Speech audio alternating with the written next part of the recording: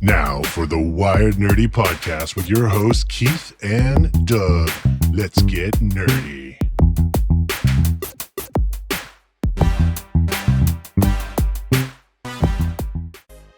Hello, everyone. Welcome to the Wired Nerdy Podcast. This is season number 3, episode number 25. My name is Keith. I'm here with my good buddy Doug, and we're coming in hot this week, literally and figuratively. How you doing, man? Doing good. You know, coming in hot. The weather is crazy outside. My air conditioner is working at the moment. I had to go down to this white tea to just keep cool, keep fresh, and keep my energy up for You this said, episode. was it not working earlier this week? It was not, but it's working now. Just to give people a perspective, we are at 115 for a heat index. Yeah. Not a good time to not have an air conditioner. Did you have to call somebody in to get it repaired? Or did it just start working? A lot of times. I called them a lot of times. Oh, but I believe we found the issue. It's working at the moment. I do not want to jinx it. I was gonna say, man, that's not good. That's like the worst time to have when it's hot outside. Oh, and dude. Yeah, it's the absolute worst. So terrible. Yeah, I know. Trust me, I've been there, done that, man. It's not cool. Pun intended. Get it? Yeah. Not cool. Okay. So everybody, we were like, all right, we got the podcast. We did our normal thing. We're like, you know what? Let's dig in. We typically do research throughout the week, and we put together articles.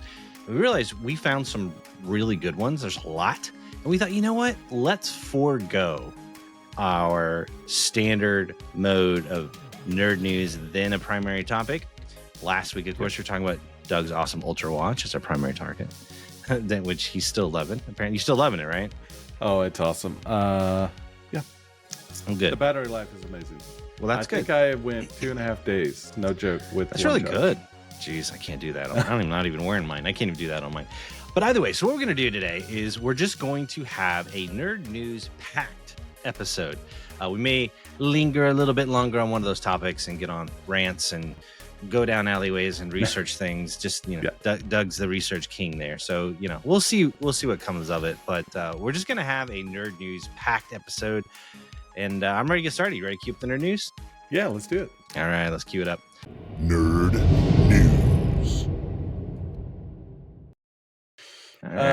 As you're getting the first one up, just to talk about not having a main topic, there's sometimes that take a break and such good stories. And then sometimes we're struggling to find some stories out there. But the first one, I'll let you cover. It looks very interesting. Yeah.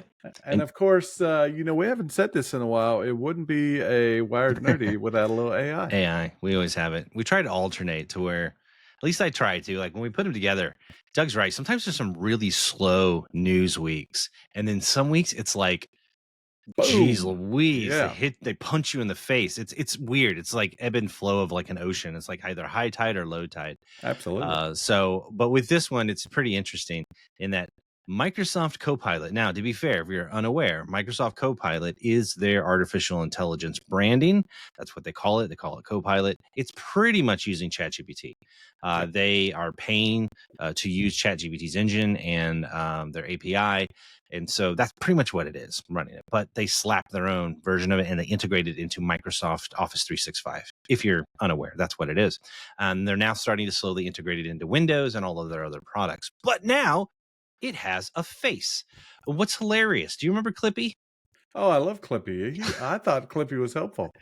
Clippy, I don't know if y'all don't know who Clippy is. We have a pretty wide range of people listen to the podcast, but Clippy was a paperclip mascot with Microsoft Office back in the late 90s, all the way into the early 2000s. Mm-hmm. And when you click the help button, little Clippy would pop up and he could answer, quote, questions. The reality is a lot of people didn't find him very helpful. He was actually terrible. I'll take that back. I was going to say, I never found him very helpful, but that's always threw him out of the way. A lot of people are comparing this to Clippy. It's kind of interesting. If you're listening to the podcast, I'll explain to you. The face of their AI, it looks like a round rock or like maybe a cloud or a white marshmallow with eyeballs, cartoony eyeballs and a mouth. It's really weird. I don't know if they've given it a name yet. I'm trying to look through here. Oh, yeah. PC World describes the look as an anthropomorphic, which means looking like a person, teardrop with expressions that react to your interactions in real time. The discovery of this report was on by The Verge. Here's my question to you, and why I threw this in here. And they, by the way, in the article, they have pictures of it smiling, looking shocked, turning into the shape of a heart. It's a really, it's interesting. But my ask to you, Doug, do you think this could start a trend in AI in which GPT, Gemini, they start putting a mascot or face to it? Because think about it, when you're talking to this already, when you talk to the AI, it gives you feedback and stuff. Can you imagine it like shaking its head at you, yes and no? And do you think this could start something? That's my question to you. I think you're muted. Yeah, I am muted. I'm sorry. There you go, See, I brother. got on a roll. I think this is directed towards kids. It's got You a think? nice, happy face. What it reminds me of, and I'm going way back, is the guy off of Nickelodeon that did the little horn and stuff. He was Yeah. like I know what you're talking about. he was slime or something. I don't know. Yeah, he Anyway, was. Yeah. I think in the future, yeah, these AI agents and bots and programs will go to some kind of like Ask Jeeves, some kind of person to make you feel more comfortable. Because I think as a human, I feel more comfortable talking to a person than talking to an inanimate object. There's a movie, I cannot think of it right now, but it's like, why do you put faces on robots? Well, it was freaking people out. Yeah. And It I makes think I can't remember what movie that was, but I think that translates to real life of we got to make it look somewhat human or we're going to be freaked out. I think you're onto something, because I want to call out in the article. It says, this is a quote. It said, what if you see Copilot react and speak as you chat? Microsoft says this, by the way.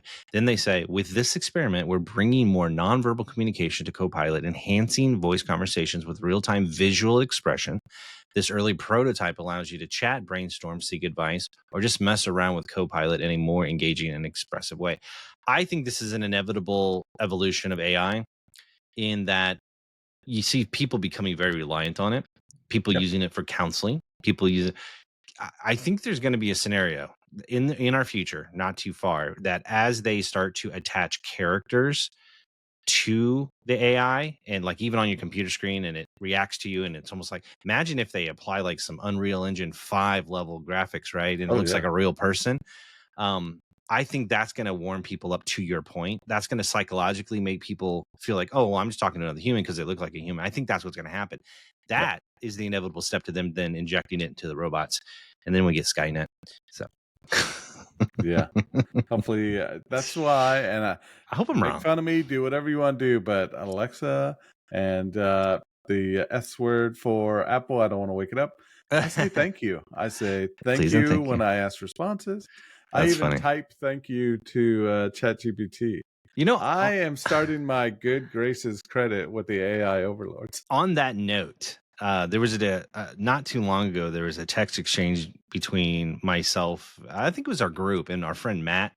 And he and I we found this dude who does YouTube videos. And you know what this guy does? He strictly exploits weaknesses on Boston Dynamic robots. And I saw that. Yeah, I think I sent to the group thing. And basically he points out where the weak points are and where you can shoot like water at it to disable it, or EMP. Like, this dude is really worried about it. So he's putting together educational videos on how to fight the existing robot form factors today. That's crazy. I give the dude credit for being proactive. But I mean, sadly, that might be something that needs to be used. Be funny if his name was John Connor. I'm just saying. That would be crazy. All right, enough of that. Him. We'll go on to the next one. All right. Yeah, the next one looks sweet. Which one was the next one? On the wrong screen. There we go. Are we on the Battlefield one, I think? Well, yeah. We'll just do that one. Yeah, sorry, I got them all mixed up. We're just, we're gonna freeform it. We're keeping it fresh here. I'm letting you do this one. I'm super excited. So, did you know they're releasing a new Battlefield? I had an idea that they were, but I hadn't seen it, and then this came out. I'll let you cue it up. It looks gorgeous. Yeah, so we're watching the trailer right now. We got on mute. We don't want to demonetize, even though we don't make any I money. wish we could say that. We're not big enough to get monetized No, yet. so this is all the property of EA and Battlefield. We are just sharing the word for them. But looking at this, the first thing I noticed completely is destructible maps. And that's the Dude. thing that we're missing in Yes. 2042. I Yep. think this is going to a good old days of Battlefield 3 and 4. 4, chef's Chef kiss. kiss. Sure, Yeah, 4 dude. was amazing. Yeah. Battlefield 1, the cinematics and the storyline, Battlefield 1, amazing. World War 1. Yeah. Battlefield 5. 1942 was the first one I thought. Battlefield 1942, I Oh, thought. well, I'm going into my modern time. I'm Oh, doing the in I'm the your young order. guy thing again. Ah, yeah. He's kind So of young people. Battlefield He doesn't 1 know. is the World War 1. Battlefield Yep. 5 is the World War 2. Yep. To me, they made it too cartoony. You look at Battlefield 1, oh no, it was amazing. Battlefield 5, they no good storyline, no nothing. I think they failed. And then Battlefield 2042, yeah. I'm saying a lot of words. They not really destructible environments, not really anything good. They had a lot of bugs, had a lot of launch issues. So with all that being said, and I apologize, getting back to Battlefield 6, I believe is what they're calling this. Yep. It looks like we're going back to the good old days of Battlefield.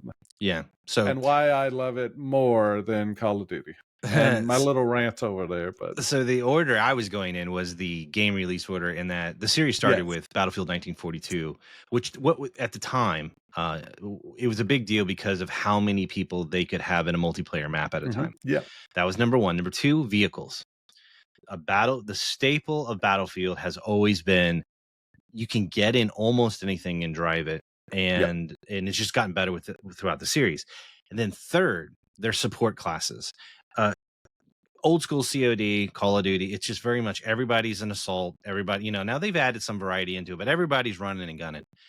This was the first game I played in which if you're not a good Twitch player like me, meaning fast reflexes where you're able to flick really, really fast, headshot, that kind of a thing, especially when you're playing with a bunch of 10-year-olds, I love playing the support classes, the medic, the engineer, where you can actually get repair points, but it added a level of strategy. My big one I got in on was Battlefield 2, and it was modern like this one that we're showing here. And what was cool about it was, for a player like me that's not like big on, being able to get high kill counts, we could ride in the tank. I could drive the tank, and then somebody else would run the turret. And then oftentimes if you got out, I would just walk behind the tank with the wrench and repair it. And I would level up, and I loved it. I felt like I was actually contributing, and I didn't have to be like this godlike player sniper person. And you and we played Battlefield 42, and where Doug and I hit the sweet spot was we would just lay low on a high spot on top of a skyscraper, and I would paint the target with a laser, and Doug would do the fire and forget, and then it would follow all of the air vehicles. And I don't know, we were racking up the points. We did. It's fun, but it didn't have that. This looks like, with the destructible environments, maybe they're going back to their roots. I'm excited about it. I've always been a Battlefield fan over Call of Duty, just my preference as well. And then, the other rant I have is 2042 gets into specialists, which specialists are cool, but we just want our normal, assault, medic, engineer, sniper. I believe I got those right. Yeah. Keep it simple. Yeah. And then what we want on top of keeping it simple is customizations on our weapons, customizations on our vehicles. The funny thing I find is Call of Duty players versus Battlefield players. The thing I hear a lot is, oh my gosh, the Battlefield map is so huge. What are you playing, GTA? Well, that's why we give you vehicles. That's and then right. I hear, Preach. oh my gosh, the Call of Duty map is so tiny. I die as soon as I spawn. So I like the balance of a bigger map, surviving a little bit longer. Dude, I agree. I Preach. mean, these whatever I'm trying to say, missions or these games that you play, that's what I'm trying to say, last 30, 40, 50 couple hours, where your Call of Duty just bam, bam, bam, bam, 5, 6, 7, 8 games. So I agree that's with why you, man. I like Battlefield. That's kind of my argument of, yes, it's a bigger map, but it lasts longer and there's more reward to it. But to your point, though, the mapping's so big. When they introduce buildings, you can have close encounter fast firefights inside of corridors and stuff. I remember when you and I were playing 2042. Do you remember there were 2 elevators that went to the top of the skyscraper that you and I were at? We would set up turrets to guard when the elevator came up, but inevitably, they're down in the lower levels. There were some major firefights, like Call of Duty style firefights going on in the corridors. But here you and I are on the outside trying to take down all the helicopters and the tanks with, I don't know, man. I just feel like there's a level of strategy with Battlefield that now 2042 finally got there. Wasn't a great launch. It had a lot of bugs, a lot of issues. They ironed them out, and you are right. They went too far with the classes. They had subclasses and all this garbage. Doug's right. They need to go back to the beginnings, keep it simple. Just your engineering class, your medic class, your assault class. They just need to keep it very simple. Have great vehicles in it, and then have destructive environments, large maps. Dude, it will be a blast. So now I have up on the screen here, Doug had sent me this link. There's a countdown. It says 5 days, 15 hours, 39 minutes from now.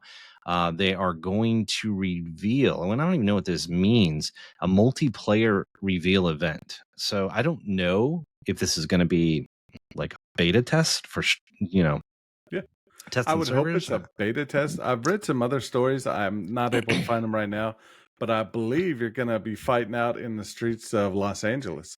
As we're looking now, we are fighting in the streets of Brooklyn under the famous Brooklyn Bridge there, I think. Yeah. That's so really this cool. Looks like, and that was the Statue of Liberty. This is going to be a fight on our home turf. Urban. So I kind of wonder if it is a civil war of some kind going on. Because, we fought in foreign lands before, but now it looks like we're bringing it home. Yeah. And they usually have fictitious countries sometimes in this, like if I remember where you go to, but they're based loosely on others. But I'm excited about this. I think this is fun. I'm going to definitely add it to my wish list. Do you know the launch date for this? I know they're going to have the multiplayer reveal event on July 31st. If you could find that for me, that'd be great. And the last thing I'll say while Doug looks that up, the other amazing thing about this is going to be crossplay. They mentioned it down at the bottom. It's PlayStation, Xbox, Steam, Epic Games. Honestly, I love it when they do crossplay, mainly because when we play with our friends, they're not all PC players. I have both. I have a PlayStation and a PC. I have all kinds of things, honestly, but I even have an Xbox. But I have preferences of what I want to play and where I want to play. And Doug, being a master PC race guy now, he can pick what he wants that works best for him, and we can all play together, and it usually works really, really well. So I'm glad they do that. Yeah. So the little checking I've done, I've checked a couple different websites. It looks like the multiplayer reveal is on the 31st, and that's usually when they announce the open beta. So I believe there's probably an alpha going on right now, or on the 31st, they're going to announce the alpha for the people that they're kind of pay, and then your Twitch streamers and all those to test out. So maybe by Christmas. Our open beta should be in early August. So that's for all of us normies to go out and play it. Do you think it'll be out by Christmas, though? Yeah. That's what I'm thinking. Everything it says is pre-orders are going to expire August 10th, and it says Battlefield's history is the pre-orders usually expire the day it comes out.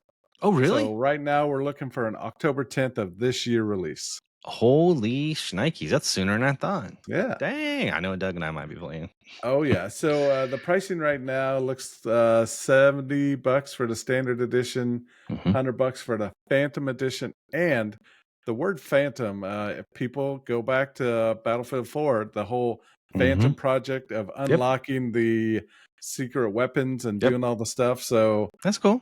We are going back to the good old days and maybe I like it. Some super duper complicated unlock process for a weapon or a skin or something. I hope not. I'm excited about destructible environments. And what I love about it is if you have a sniper on the roof, just take a tank and bring the building down. How awesome is that going to be? Yep. Or fly your plane into it, because I can't fly planes. I'm not good at I mean, they have showed several times, and I think they're wanting to make a point of it, that a helicopter like an Apache or a Cobra is going to come into the building with you. Dude, do you know how many awesome cutscenes on Twitch it's going to make? It's going to be so gosh. cool. You know, the famous one for 2042, but I think it was Battlefield 4, is what is that move called? I'll have to look that up.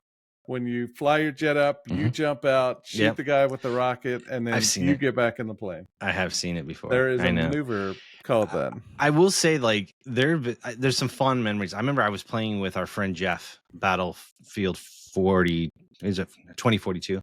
And I think we're saying it wrong. It's not 2042, is it? Or is it 20? Yeah, it is 2042. Yeah, it's 2042. Yeah.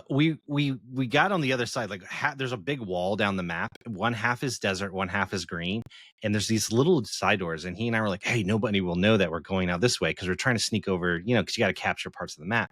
And we were going to go do that. As soon as he opened the door, what was flying at him was like an F-22 coming right at him, like kamikaze. And I closed the door and it slammed right into him. It was awesome. That is awesome. Memories. There's some really good Battlefield moments. If you want to go to our chat real quick, and we'll show everybody, it's called the Rindazook. I know I'm saying that wrong. But you're flying your jet, you pop out, not really an ejection seat. Then you parachute, shoot a guy with a rocket, bazooka, anything, get him, and then you get back into your plane as it's floating down. It's crazy, the exploits and stuff that people come up with. So here we go. Here's the jet. And this is what made everybody go wild this is the preview that they showed for 2042. But it was suffered some failures at launch. I was going to say, it was okay. I enjoyed it. I had fun with it, but it's definitely not the best Battlefield. Now, I believe, is Battlefield. This is 4. Yeah, this is 4. Because this is when that Rindazook move came out. Oh, okay, so they did it during Battlefield 4. Yeah. Gotcha. Man, flying. So just a call out to the flying jets and all these is really hard. I've always been more of an armored kind of guy. Mm-hmm. Oh, I got really good at the Little Bird in Battlefield 4, and I just mow people down. Yeah, that's awesome. All right, we're reminiscing. Fake World, mow people down in Fake World. Let's Fake World. Don't say that. Yeah, well, you don't. Yeah. All right, let's see here. The next one up. Let's see. Boom. I'll take this one. Yeah. I don't know if you know this. This is cool. I didn't know it. They've added in Windows 11. So first of all, inside of Windows 11, there is an image app that basically it's your Photos app. It opens up in your photos. Well, they've added what's called an OCR feature, which is optical character recognition. If you don't know what that is, here's what's cool about that. If you have any photo with text, it will immediately recognize the text and you can extract it with one click. So this is a new feature that they're adding. What's really cool is it's like a scan text button. And then what it does is it just goes through, looks at the image, and it pulls out the text, which you can copy and then paste into like a Word document or something. They were talking about how this is great. So that it says you can highlight passages with your cursor and right click on it, do like searches.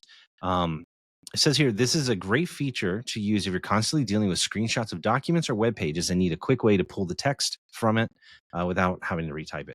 I think that's cool, especially if you're like combining this with like the AI, like Copilot or GPT, and you want to do searches. So I don't know. Thought it was a neat little ad that they're putting in there. No, that is really good. I think I actually maybe stumbled upon this. I was doing some measuring on Google Earth, which I found is got a pretty good accuracy between 5 and 10 meters. It does. Which, holy crud. But it had something like this, and it sucked all my measurements out onto a Word doc.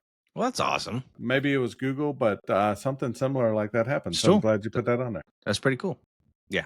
We like to be helpful here with tips at the Wired Nerdy podcast. So yeah. All right. Next one.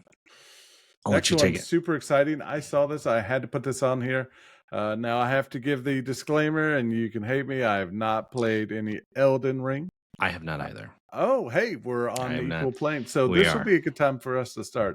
Elden Ring's new Night Rain is going to add 2-player co-op. It's a patch coming next week that's going to let you team up with another friend.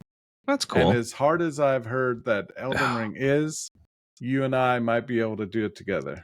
That actually is a really good point. Now I've played Dark Souls. Yeah. I played the Dark Souls remaster. I've played games like it. I don't enjoy them. The whole, it's repetitive to me with the whole, you got to parry right at the right time and you got to hit, and some of the bosses are crazy. Now, I've watched my son play Elden Ring quite a bit, and he's beat it, numerous times. He loves this game. And I I appreciate it because it's gorgeous. It's got a cool lore. It definitely deserves like all the accolades that it got. But you are right. Is that like what's kind of kept me away from it is doing it on my own. It felt like a grind to me. Yeah. And so definitely. maybe with two people, it could be helpful. I got some of the footage flow in here. It's a beautiful game. FromSoft just does a great job on this. No, I think it definitely is a grind. I've watched some videos, well, and the pairing, I don't like that, It's And it's not hard. that I suck at video games or anything, but it's just if a video game is that hard on purpose, even for good players, Mhm. you kind of question, is it fun? Because now you're kind of at work Yeah. trying to beat this game. I don't know if that makes sense or not. Yeah. It's interesting. So in a May interview with IGN, the developer had apologized for not including a two-player mode, saying that the option was overlooked and neglected. He said the team would look into adding support for two players in the future, and that's now finally arrived in the next week's 1.02 patch. It also updates the game's user interface and so much more. And then, of course, they have the Elden Ring Night Rain cost. If you haven't picked it up, it's about $40 on PlayStation or Xbox or PC. So not bad. That's a good one. All right. The next one. I think it's kind of cool. I might have a mini rant on this one. Doug had his rant about Battlefield. Yeah, my rant's over hopefully for today. So Amazon has released quietly a new Kindle Color Soft model that's now cheaper. Now, if you don't know, and I think we talked about it on the podcast before, there was a version of Kindle that had color. It's using e-ink. And I looked at it briefly, but it just, I don't know. I read mainly novels, that sort of thing. And granted, I'm a comic book guy, but I absolutely love using my iPad for that. This is the rant part, by the way, everybody. Yeah. So it points out here that Amazon is doubling down on these, color displays, and now they're not as vibrant, of course, as if you had like an iPad, for example, because it's e-ink. And it says here that it's only been 9 months since they introduced its first ColorSoft e-reader. So the announcement that we are already getting new iterations came as a surprise. And it says here the trade-off may not be worth it, though, because it has less storage space. Now, it is a $30 price drop compared to the other one. It has 16 gig on it, where the original version had 32 gig for storage. They're hovering around $250 is where it's at. And there's a kid version of this too, by the way. Now, to me, I don't worry so much about storage space because books don't really take up a lot of space. And I'm very picky about my books in that whatever I'm reading, I have downloaded on the device. When I'm done reading, I delete it off. I hardly ever download like 50 books. You know what I mean? Once I'm done, I clear it off. So I don't really worry about storage too much.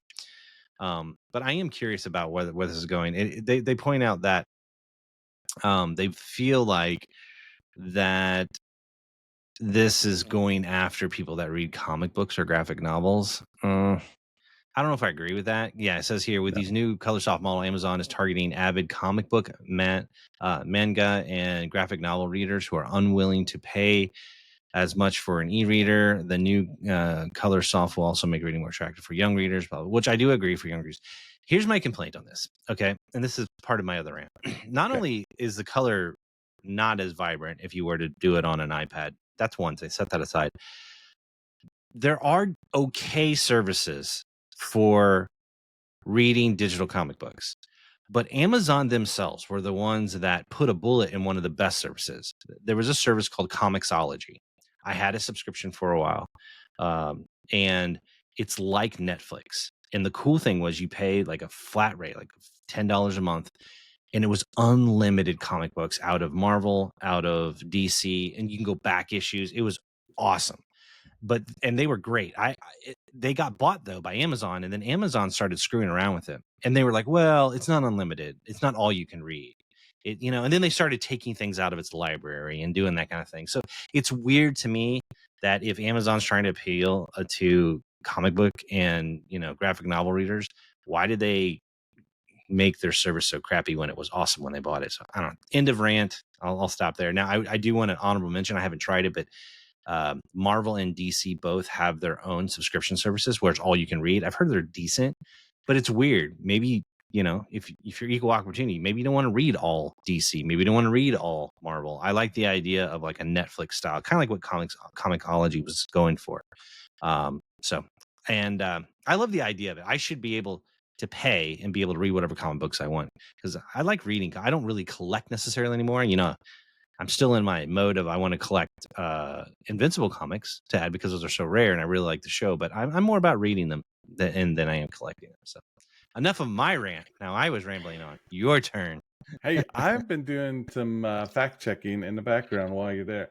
I Please. think, and you tell me if I'm wrong, I think this is a terrible product for the price. It's pretty high. In the background, I have looked up an iPad Mini. That's what I would suggest.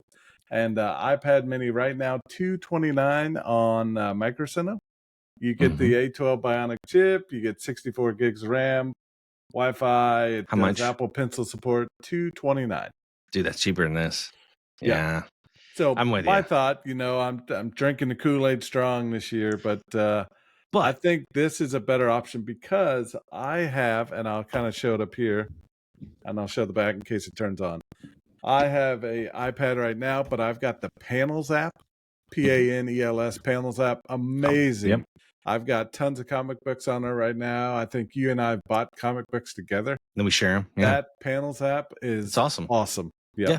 Dude, your hands down. The only caveat would be, I would say, is, and you're right, the price is still better, the battery life on a Kindle. Hands down, because it destroys any iPad, because it can go like months, right? So that's the one thing it has over it. But otherwise, you're right. And here's the other thing. If you love Amazon, like Kindle, and you're like me, I'm a Kindle person. I mean, I like buying books through Amazon. It's kind of my thing. Like, that's what I do. Here's what's cool, though. Like, to Doug's point, if you do an iPad, the Kindle app has all the same features as a Kindle.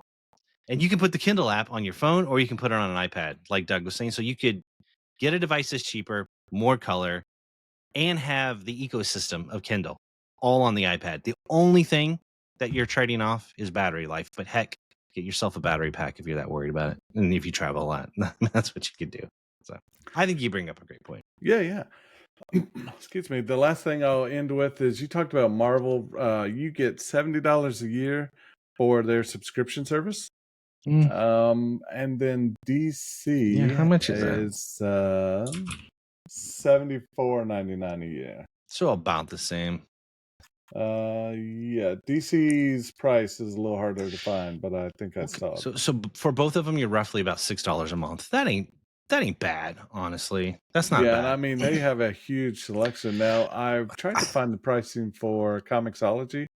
Yeah. And I think it's and see, that service has gone through so much stuff. And it's hard. You get a 30-day trial, but it's not. They don't tell you the cost. Price. They don't. That's tell really weird.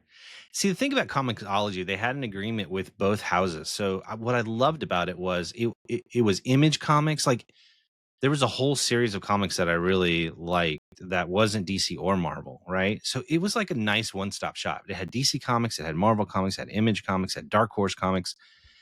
And I really liked that. But then Amazon bought them, and the service just kind of went to crap, because like I was reading this series, I think it was V, The Last Man Standing or something like that. And I loved it. All of a sudden, I'm clicking through the series. The next one comes up. They didn't have that issue. Yeah. I'm like, really? Yeah. So then that kind of threw me off the whole thing. So I hate to say it, I'd rather just go find them, air quote, find them somewhere. Or buy them, let's just say, and get the CBD files or CBC files, and then CBZ, I think. CBZ, thank you, and then just use those, and then you're good to go. So now, the one thing I'll tell you, if I say it right, is the Internet Archive. The Internet Archive has tons of stuff, and it's a open source kind of. I don't know how it really operates. Tons of stuff. They have all kinds of comic books, all kinds of stuff. I got all my D&D stuff there, like my player's manual for 2nd edition and 5th edition, and it downloads nicely on my iPad, and it works awesome on that Panels app. So you just reminded me, I did find this service. Now, the downside is it's free. It's called batcave.biz. Oh, They're nice. not a sponsor, everybody. But if you're into comics or you want to get into them, what's awesome, They do have some of the old school. They have the original 1938 Action Comic Superman, by the way, which is worth about $3 million now, if not more. Oh man. But what you do is you just search now. They have a butt ton out here. The downside, you don't pay for it. But if you really get into a series, because I actually had started reading a few of the Supergirl ones, like the recent ones, and they don't have all of them. So you'll run into the same thing where if you really get into a series, you want to know what's going to happen next. They might not necessarily, have it in there. That's the only downside. But as you can see here, this is a browser, and I'm just clicking through it, or at least I was. It had an ad there. That's the other thing. There are pop-up ads. So there you go. I mean, it still looks good. Yeah. The thing about the They're scanned. tablet or iPad, it's the nice flick of the page. That's the beauty of the Panels app you and I use. That you're right. You can flick the page. It's like and if you have one of those paper likes on it, it's like you're touching real paper when you're turning the page. Yep. It's awesome. Reading comics on an iPad, honestly, I love it. I've enjoyed it. And I have downloaded a bunch of old video game magazines and strategy guides just to kind of relive the old days. They work great on that. Yeah. So we went down a rabbit hole here, but we're sharing. Everybody's learning new stuff. So to kind of end this out, Comixology is $5.99 a month. Okay, so it's in the same price point. The downside, again, is they don't have complete sets. And then you're forced into, well, if I want complete sets, I got to go DC Unlimited or I got to go to Marvels. And so kind of sucks. Or you can just find them somewhere or use one of these free comic ones like I'm showing on the screen here. The Batcave.biz. Very nice. See, we're educating all kinds of people today. We are doing good today. All right, you got this one. Yeah, this was a really cool find. Lego has some impressive sets, and they're pretty high dollar. It's not really tuned towards kids anymore. I mean, it is, but we're getting those adults. We're getting those collectibles. The newest thing they had come out is an awesome Nintendo Game Boy. It doesn't play games, but you can swap in scenes from Super Mario Land and Link's Awakening.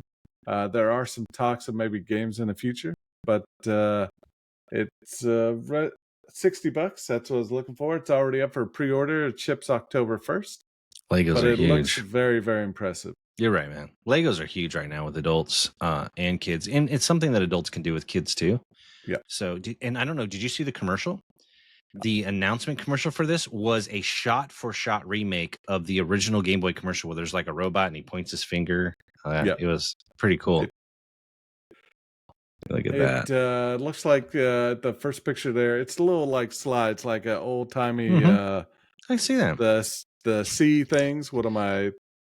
Spin and C. I'm going way old. You put the goggles up. You put the flash thing down, and it changes the picture. Oh, the okay, I'm something Matic.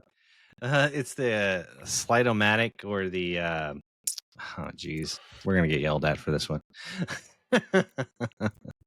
Chromomatic. I don't know why Matic stuck in my head. Well, while you look that up, I'm gonna go on with this. So I don't know. Doug's pretty young. I had an original Game Boy. It was great for the time, but I will tell you, I still remember driving in the car. I could not see that stinking screen. And I ended up having to buy all the attachments that they made, which would smack onto the thing where you have like a magnifying glass with a light that shined on it. And it was horrible. And your batteries, oh my God, they went through batteries. Not as bad as the Game Gear. The Game Gear, my goodness. But I did have an original Game Boy. And it's really neat, though, to go back and play the Game Boy games on somebody that's modded one and put like an IPS screen in it because the games were really, really good. They were just so hard to see in the original. Did you find what it was? I did. It is the Viewmaster. Viewmaster. There you go. So the Viewmaster, for those that don't know, it's a pair of goggles you put up, but it's got a reel in it of pictures. So every time you click a little lever, it rotates to a new picture. And the way it does it, you're looking at a full image. The ones I had were a bunch of nature and national parks and stuff. It was really cool. Yeah. Been around for a long time. So yeah, they did really good. They did a really good job on this Lego thing.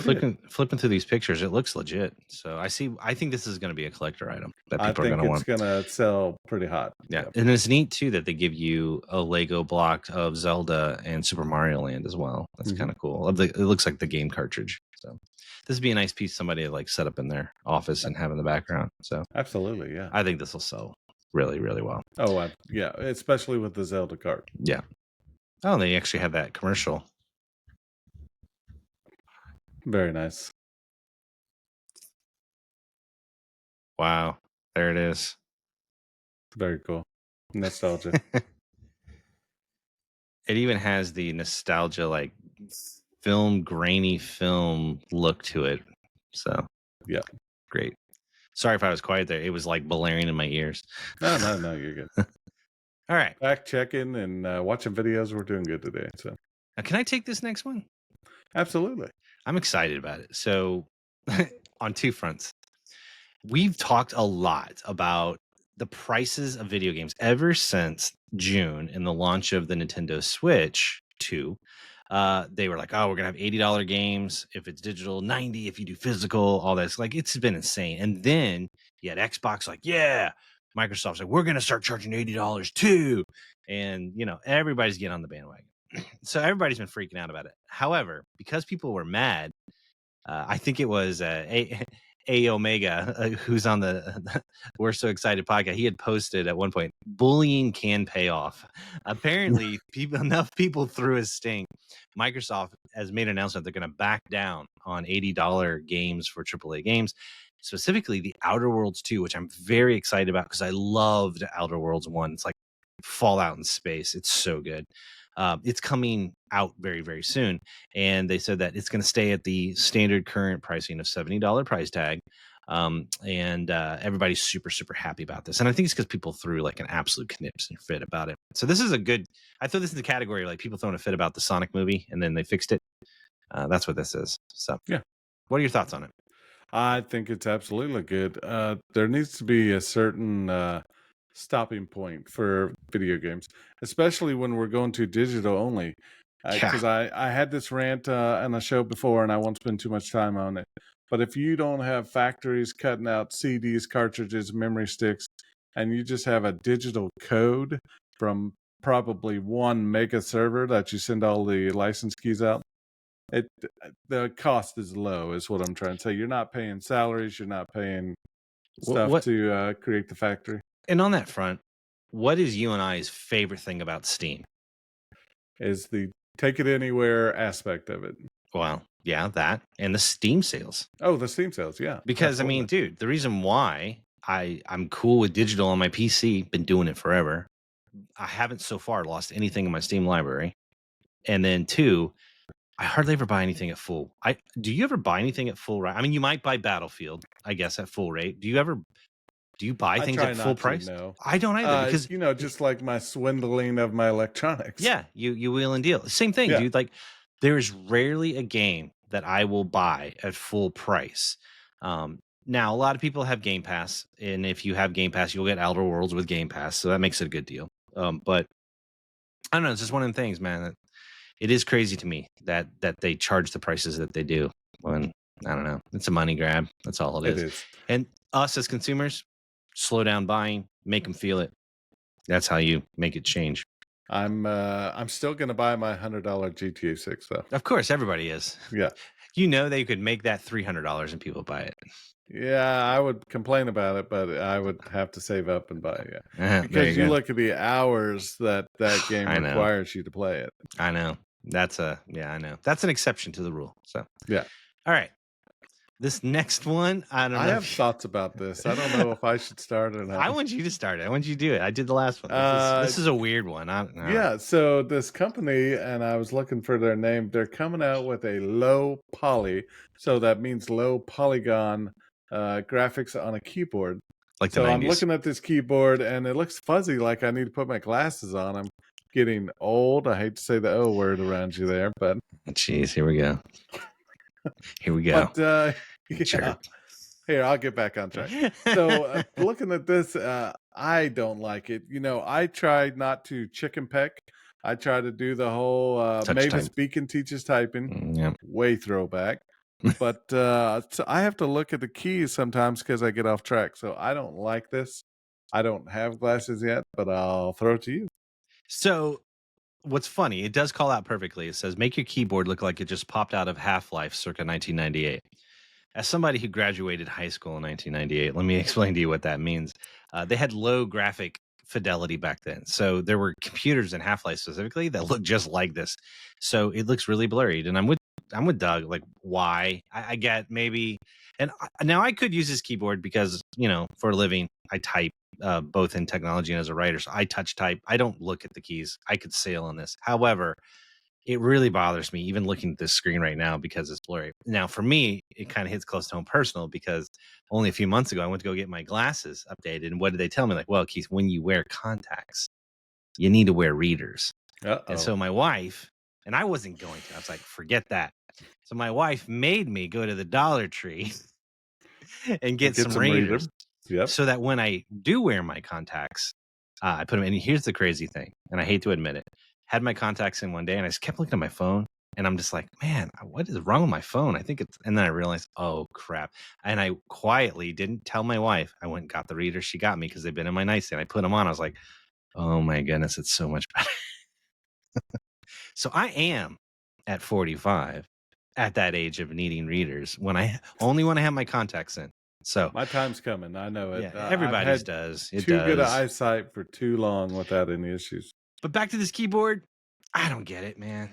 I don't get it either. I think it's kind of dumb. I really don't get it for $160. Yeah, for a wired one, not even a wireless dongle version. Do you see the video of it's up close? Do you see that? Even up close, it's blurry. Even up close, it still looks terrible. I don't know. Yeah, not cool. Meh. And what? Does it say spacebar down there? I don't even know. Can't even tell. You can't even tell. It. Yeah, this has to just be a niche thing that people just want to. I don't know. I can't imagine it being functional usable, especially for $160. Yeah. Forget that. All right. Yep. Terrible. Enough of that. Yeah. Did you ever use? I'm gonna let you do this one, but I want you to first start off. Have you ever messed with the phone app with Windows yet? With your Android or like your getting Apple text messages and stuff? Yeah. They call it. They call it Microsoft's phone app. Now, the only thing I did do, and I don't hope I'm not giving it away, is the Microsoft Authenticator app. No, that's for multi-factor authentication. Yeah. That's the only thing I've done. Yeah. Okay, that's not the same. Yeah, there's an app and I just want to explain that before you go into this one, but there's an app that lets you extend your phone to Windows. And this is Android and iOS. So he's right. So you can, if Doug's on his PC, he can send a text message through his phone on his PC. That's what this is talking about. But it's a new feature they've added. I'll let you kind of launch into it there. Yeah, I'm looking at it, and it's kind of it's not kind of, it is a remote connection for your phone to your computer. I think this is a great idea because if you could scroll down for me, you can get some recent documents. Keep going down. Right there we go. Oh, sweet. And then you can send files. You can lock your PC. You can cast to your PC. So I really think this is a good idea if they expand it. You go away from work. Now, I keep all my stuff on the flash drive. It's in my backpack with my AirTag. Hopefully never lose it. But if you say, oh, man, I have a presentation on my desktop, it's at home, it would be awesome to get on your phone, get your presentation, and you'll be ready to go. That's just one example, I think. And to Doug's point, not only have they added cast to PC and send files to just use, also lock PC. Yep. So if you leave your PC on accident, you can lock it remotely. I think these are great features. For my work scenario, my daily driver for work is a Mac. So I can already do these things because I'm in the Mac. If you own a Mac, like if you have an iPad or if you have Mac OS laptop, you can already do these things. But I do love that Windows is making this to where you can do this. I think this is much needed. I have one complaint though. The way back, I tested this with my iPhone specifically, and it worked fine. And at the time, you can only just send and receive text messages. But my complaint, unless they've changed it, the way that this app worked, it's all Bluetooth. And it was laggy as all get out. Like my phone would ding with a message. I wouldn't get the text message, but maybe, it was a long time later. It was probably a good 5 minutes later. If I sent a text through it, it sometimes wouldn't go all the way. And that's the other thing. Any text that I sent on Windows with iPhone, it's sent as SMS and it didn't send as an iMessage, which I kind of get. It's not in the same ecosystem, but so those are my complaints. But I do love the send to files feature, and I do love cast to PC, and I do love lock PC. I think I would honestly put this on my phone just for that alone. Now, I typically shut my machine down, so I don't need to lock it. But send to files would be great, on your phone. You see an article on your phone, you want to send it to your Windows. That's awesome. So my rant's over now. Yeah. I was going to start a rant about our one friend that doesn't allow us to have iMessage, but I will skip that. Green bubble. Now this is interesting. Now it says like Microsoft beefing up. Is this for Android only? Because the other one worked for iOS. Oh, in general, the interaction between Android phone and Windows has been relatively one-sided. PC Link provides it. So you know what? These features here, I'm wondering if they're Android only. I believe they are, the way I'm reading it. And the car I have now, you've seen my car. Yeah. It has what I call a toaster hole, but you throw your phone in there to charge it. It's Android only, and I didn't know that. So I was looking on my app the other day to start my car, lock my car, locate it. Well, it has a digital key mode. So the model of my car is Android only, and I can only get digital key for Android. I can only use the charger with the Android phone, so that kind of sucks. Yeah, that does suck. So now I have a hole in my console that collects French fries and other debris, and that's horrible. And does nothing for me. And looking at the article, this is Android only. Yeah, screw you, dang Microsoft. Android, I tell you. So the reason why I assumed they would include iPhone is because when I tested this app before for text messaging, it worked with iPhone. They extended. It was first Android, then they extended to iPhone. So apparently these new features are going to be Android only. You win this time, Matt. That's our friend. Yeah. It's a conspiracy theory. It is. They're trying to, the lizard people are trying to bring us down. All right. This next one's interesting, and I don't know if you know this. Like I'm not a Fortnite guy. I haven't played Fortnite in forever. Yeah. It's huge though. Kids love it. It's massive. It's up there with like Roblox. I mean, and they're doing all these crossovers. Like anytime there's a movie like Superman or Fantastic Four, they always have them featured in it. They do concerts in it. We've talked about that because the same company that with Fortnite, they bought, Harmonix, who had Rock Band and all those. So they do concerts and they have crossovers with like big name people doing concerts in the virtual world. This is interesting. I didn't know this. They have a custom map featured where people can make their own maps and then they can basically put them on the open market for free to use. Well, apparently somebody's designed a map that's super popular. It's a Fortnite player named Gavin Gear. That's a cool name. They sold their creative map. It's called The Pit to the company that has the War Thunder games, Gaijin Entertainment, as a part of a multi-million-dollar deal. Says that while other Fortnite creators have earned money selling custom content, this transaction is unique given the large sum of money that was exchanged between the buyers. So an actual game company bought the map. Now, War Thunder, they're known for like the World of Tanks, World of Ships, and they're supposed to be really good games. I've not played them, like massive multiplayer online. Have you messed with any of them? I have. I've played World of Ships a lot. It is really good. Yep. Well, they're the company that bought this, which is interesting. They don't even own Fortnite, but they bought this map. So I'm assuming they're going to find a way of monetizing it to make money. I would assume so. And I kind of agree with them, maybe not millions of dollars, but how long did Gearsy spend on this map, I don't know. If he spent as much time as a normal developer at the studio, then absolutely pay him for what time he's worth. I know back in the day, like I used to really be into Counter-Strike map making. I don't know. It could be a thing. I'm wondering if this could usher in something new to where people who can mod or create stuff that can actually make money off of it. I think that would be kind of cool to see. Yeah. With all the problems the game industry has, it'd be kind of neat to have games that actually have things like this where you have user created content that actually can make money and people can enjoy. So I think this is a good thing. While I'm not a Fortniter, I think this is kind of a cool concept. And then they talked about it before. There's going to be things, and you just mentioned Grand Theft Auto. Grand Theft Auto is going to be doing something similar in that you can actually create music in the game and then sell it. Like you could, if you wanted to become your own, like think about people's music careers could launch because of Grand Theft Auto, right? So it's interesting that games are entering this space where stuff that you can create inside that world may potentially could be monetized for you and start your That career. is really cool. So I think it's a cool story. I'm throwing down some facts about Fortnite. So roughly generated about $5.8 billion for Epic Games, and it's higher. It's got a player count right now of 1.5 million That's daily. a lot. So Daily. lots and lots of people. They do love it. They do love it. It's on all the platforms. So this next one, I'll let you get. My brother, I think, sent this to us in a group chat. And I didn't know. I kind of had an idea. I thought I heard Yeah, I of didn't it, know either. But it go looks like Wolfenstein. We know Wolfenstein way back from those low poly days. Is going to be a TV series. The story of killing Nazis is evergreen, as the title says. But Wolfenstein, to kind of explain it, I don't know the guy's name, and I'm in trouble for that. BJ Blankowitz. Blazkowicz. That's it. Yep.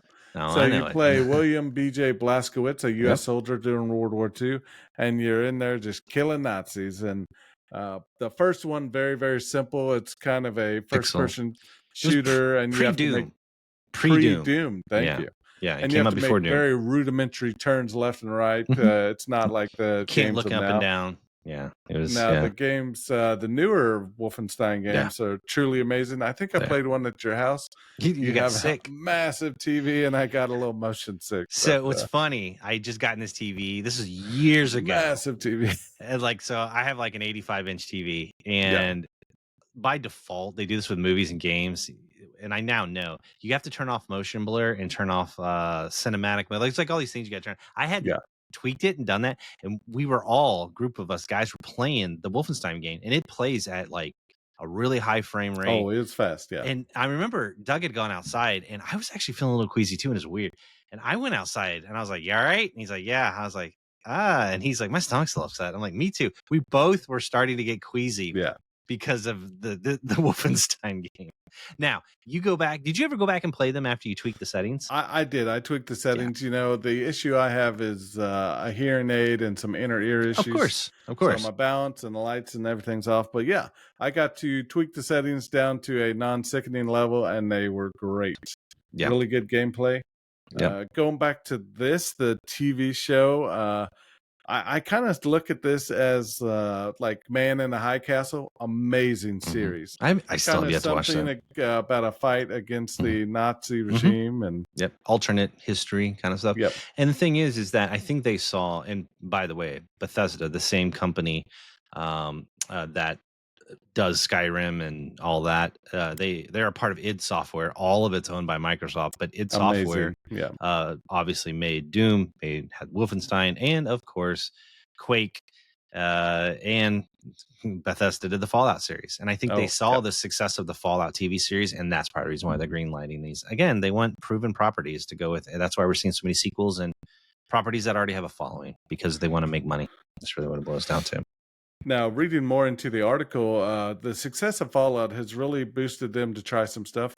They could be trying, as the article reads, Mass Effect, God of War, and Warhammer 40,000, which I believe is going to star Henry Cavill. It potentially will, though, for the Warhammer. Potentially, yes. That's some projects in the works. Now, God of War for sure has been greenlit by Amazon Studios. I know for sure. I'm not sure about Mass Effect, which would be a great story if they did it. That would be a great story. Although I get kind of mad. Warhammer's really cool. Here's one little mini rant for you, and I'll try to keep it low. So, no, you go ahead. We hadn't finished The Last of Us yet, and my wife and I have been plowing through it. She has heard me complain so much because my experience from Last of Us was from playing it on PlayStation, and is one of my all-time favorite games. So good. I am so sorry, but the actress playing Ellie is, I don't like it. She bothers me. And I'll just explain. It's nothing against her personal. It's just that the way she's playing it, I don't know if she was coached this way. She's so angry, and her cussing feels forced in the dialogue. And I don't know. Pedro Pascal's is great. She just doesn't embody the character from the video game. So why am I saying this? It worries me just a little bit. Now, Fallout, loved it. It wasn't straight up based on like the story in the game, but Fallout is the game. They did so good with it. It worries me them doing this though, because we know the game so well. What if they screw it up and it's not that great? You Yeah. know? And that's what I was worried about Fallout. So I have a little faith that they could get this right. That Fallout series was amazing. All the little things, all the little medicine and the food and the vendors, they did awesome job on it. Mm-hmm. Yep, I totally agree. All right, speaking of Fallout, we have one last one. Told you guys. Well, look at us. We're coming out on an hour here, man. I told you we had a lot of news. Doing good. Now, this is a fan-made thing that people are losing their minds over. Somebody took the Doom engine, and they made a version of Fallout. They call it Fallout Bakerfield. I'm just going to play the trailer here. Did you watch this? Yes, I think I'm in love. It's kind of low poly, but we've talked about video games kind of being in a different art style, and it's totally fine. It looks beautiful. See, I haven't watched this all the way through. I did see clips. That this becomes a not purchased to kill it, purchased to actually make it. Like you said, now I will say Bethesda is very mod friendly. Remember, I mean, they're doing the London. They're supporting the London one. Good. They're allowing them to redo some of the original ones. So there is a chance that if this gets popular enough, that Bethesda may let this bad boy get released. It looks amazing. It looks great. I love the graphic style, honestly. Yeah, because it is Doom, but it looks better than Doom. It's like it's 3D, like true 3D, but just low poly 3D. Yeah. Almost like Resident Evil 2. And I love the old timey Fallout 1 vault Pip Boy down at the bottom and your stuff. Yeah. And then it has the green text of kind of what's going on. Yep. A very good throwback to the good old days there.